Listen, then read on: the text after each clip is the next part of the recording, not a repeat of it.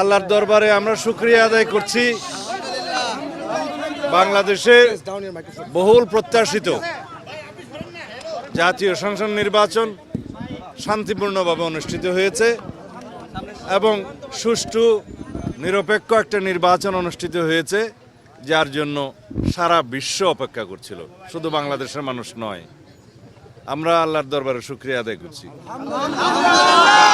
এদেশের জনগণের প্রতি শুকরিয়া আদায় করছি, তাদেরকে অসংখ্য ধন্যবাদ প্রদান করছি।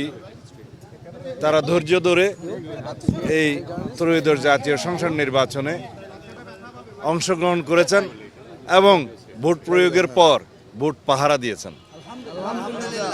দুই একটি ছোটোখাটো বিচ্ছিন্ন ঘটনা ছাড়া উল্লেখ করার মতো তেমন কোনো ঘটনা ছিল না। বলতে গেলে শতকরা শতভাগই শান্তিপূর্ণ নির্বাচন অনুষ্ঠিত হয়েছে। এই বিজয় আমাদের প্রত্যাশিত ছিল।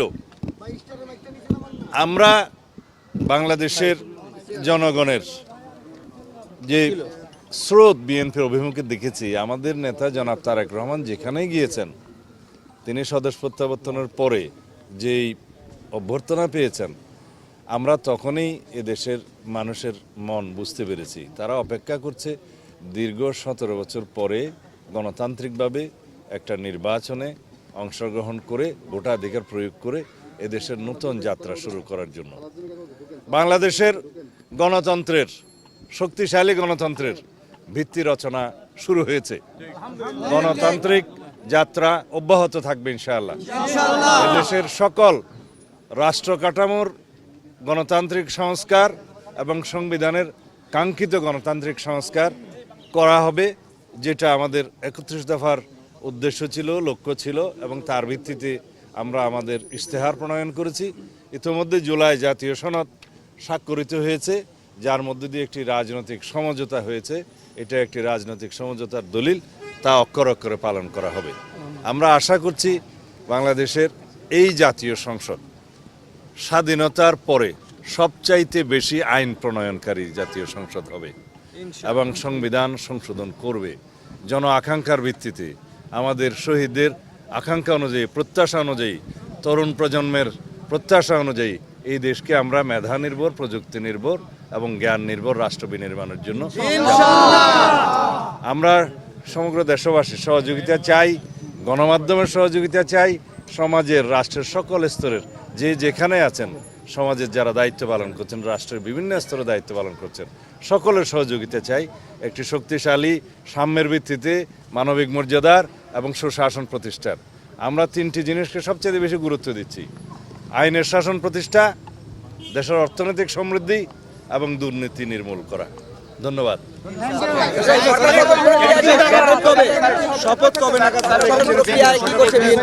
গুরুত্বপূর্ণ বিষয় হচ্ছে, আমরা আশা করছি আজকে বিকেলের মধ্যে নির্বাচন কমিশন আনুষ্ঠানিকভাবে গেজেট নোটিফিকেশনের মাধ্যমে ফলাফল ঘোষণা করবেন এবং তারপর থেকে ক্ষণগণনা শুরু হবে সংসদ সদস্যদের শপথ নেয়ার বিষয়টি। সেটা সাংবিধানিকভাবেই হবে ইনশাআল্লাহ। Oh, for English. You are from? I work for AFP. AFP. Are you satisfied with the political process, because one of the major parties was out of the contest? How satisfied are you with the political process? Of course, the people of the country, they knows this is very much inclusive election.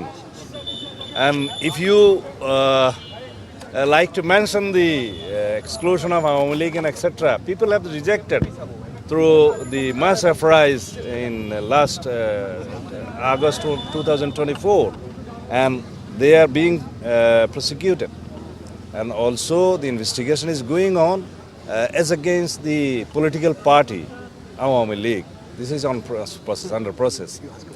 I hope the prosecution will file the allegations against the Awami League as party. One last question about extradition of Sheikh Hasina from India. Would you? Oh yes, we always press for her extradition according to law. This is in between Foreign Ministry of Bangladesh and Foreign Ministry of India. We also ask the government of India to please send her back for facing the trial in our country. Thank you very much. ভারতের সাথে আপনার সম্পর্ক কেমন হবে সরকার গঠন করার পরে? ভারতের সাথে সম্পর্ক সহ আওয়ামী লীগের যে শেখ হাসিনা ওখানে আছেন সেই বিষয়গুলো নিয়ে বিচার প্রক্রিয়াটা কি হবে? সকল neighboring countries and with all countries of the world, we need friendly relationship on the basis of the sovereign equality and dignity, and also on the basis of equality and mutual respect.